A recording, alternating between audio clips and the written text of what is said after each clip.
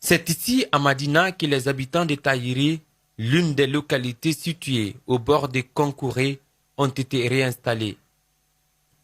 Le projet Swapiti a tenu à mettre à l'abri des villages qui risquent d'être inondés lorsque le barrage en construction sera mis en marche. 5 mois seulement après leur déplacement, ces habitants dénoncent la mauvaise qualité des maisons construites par le projet Swapiti. Les toitures sointent, les plafonds commencent à pourrir. À cela s'ajoutent les conditions de vie difficiles.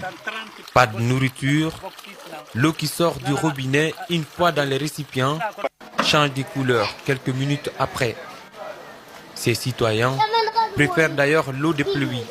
Pour eux, ils ont été abandonnés par le projet Swapiti depuis leur réinstallation.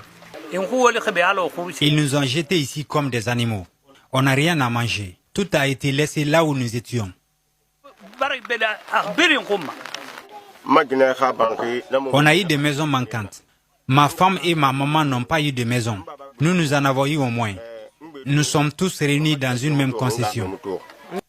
Leurs activités principales sont l'agriculture et l'élevage. Certains ont préféré rester dans leur hameau. Ils sont auprès de leurs animaux en brousse pour assurer la surveillance. À Madina, on n'accepte pas que les animaux entrent au village. C'est pourquoi je suis là. Nous sommes obligés. Dans le district de Khouloufa, des plaintes sont nombreuses.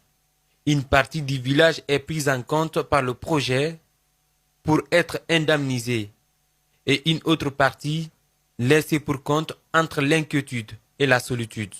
Cependant, à Bouramaya Soso, dans la sous-préfecture de Ténékansa, ce sont des larmes qui coulent. Leurs champs de riz et de fonio sont envahis par des eaux suite à l'ouverture des vannes du barrage de Swapiti. Ce village devrait plus tard laisser place à la montée des eaux. Les travaux de la nouvelle cité qui devant les accueillir n'ont pas débuté encore. Des soucis pour cette population. Premièrement, on a perdu nos labours. Deuxièmement, nous avons perdu nos plaines. Et ensuite, on n'a pas là où rester. Mais quoi faire? Quant à la population de Gatalaba et ses voisines aussi en instant de déplacement, elles exigent leur dédommagement en espèces que d'habiter les maisons qu'elles qualifient d'inconfortables et mal construites.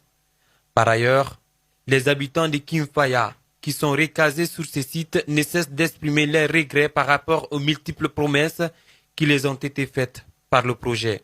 Ils manifestent le besoin d'eau potable, de terres cultivables ou encore des enclos pour les animaux, entre autres. À Konkouré, 2 familles refusent de quitter tant que toutes leurs réalisations ne sont pas prises en compte. Dès que cela y est, tout de suite, nous ne serons pas réticents, nous allons bouger. La construction du barrage Swapiti devrait toucher plus de 80 villages partagés entre les préfectures de Dibreka, Kindia, Télémélé et Pita. L'Union pour la défense des sinistrés du barrage Swapiti ne cesse de se battre sur le terrain auprès des autorités afin de prendre les réclamations des déplacés en compte.